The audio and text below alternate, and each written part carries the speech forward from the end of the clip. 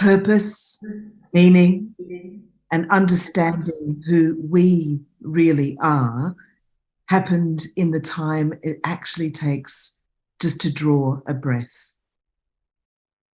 My life and those around me changed forever when the actions of a 19-year-old detonated a device in the London Underground. In the aftermath of that breath, what I understood was that I wasn't alone. And that was so powerful because I held my hand out and my hand was touched back. I was connected. And it struck me that particularly in London, we would pride ourselves on being anonymous commuters. And here we were, anonymous, holding hands, staying alive. When I woke up in hospital after an hour of being in that uncertain place in the underground, in the aftermath, I had an epiphany. And that epiphany was that our thoughts are so powerful. A single thought can determine and influence your actions or indeed your inactions. And what I had in that moment was a series of understanding that my real strength is in my mind. My real strength and substance of how I want to react and how I want to respond is all down to my choice. And that understanding, that epiphany, absolutely went on to shape who I wanted to become and how I wanted to conduct my life.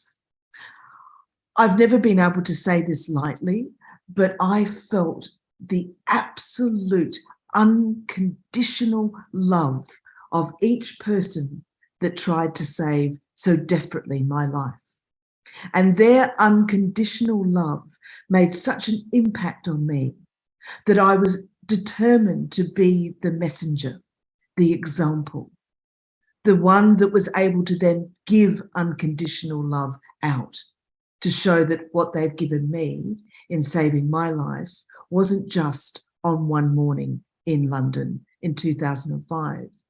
In fact, their unconditional love gave me the confidence to survive and to live every single day since, without hatred, without bitterness, without a sense of wanting retribution. And in that idea of having confidence and love, I was able to then own my change.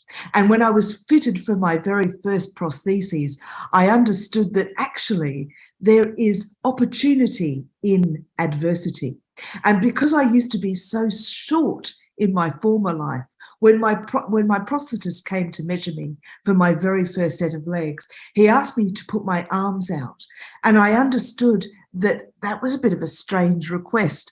And I asked him, and he said, well, we are so perfectly made that we are the height of our arm span. So opportunity in adversity, I asked to be a lot taller than what I used to be. So I found that through having the love and confidence, I was able to make choices. And I ended up being I walked out of hospital at 5'8", having only been just 5 foot Kylie Minogue height before. I'm in awe. I'm in awe of our ability, our capability as human beings. Here is an image that I weep over, because my life, my body went on to create another life. And here's my daughter leading me through the memorial of all of those columns that represent the people that never came home that day. And this image reminds me, and she reminds me, that where there is life, there is always hope.